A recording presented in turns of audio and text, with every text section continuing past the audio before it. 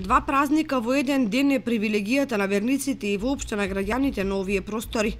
На 14 февруари ќе се слави и Свети Трифун, кој лозарите го избра за свој заштитник, но и Свети Валентајн, на кој влюбените му посветуваат се поголемо внимание.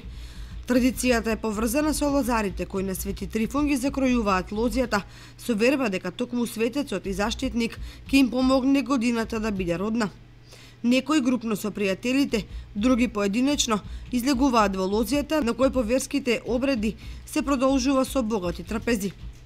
Се делат и лепшиње со паричка за да му донесе среќа на тој кој ќе му се падне, што истовремено значи дека е избран за кум на следното празнување.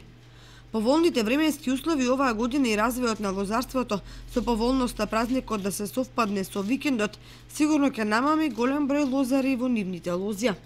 Празнувањето на денот на влюбените е привилегија за помладите, кои во Свети Валентајн добија уште една можност да ја шират љубовта кон саканите и да им посветат поголемо внимание. За време на бесконечна трка по профит, токму љубовта може да ги осмисли вистинските вредности и затоа неосетно увезениот празник е добре дојден. Сигурно во наши услови одбележувањето на денот на влюбените е поразлично отколку во САД, например, каде секој влюбен американец овој ден го чини над $500. Кај нас нема такви податоци, но со оглед на состојбите и финансиските можности, само одреден слој на граѓани трошат по некоја пара по тој повод. Кој празник го славите, Свети Валентај или Свети Трифун?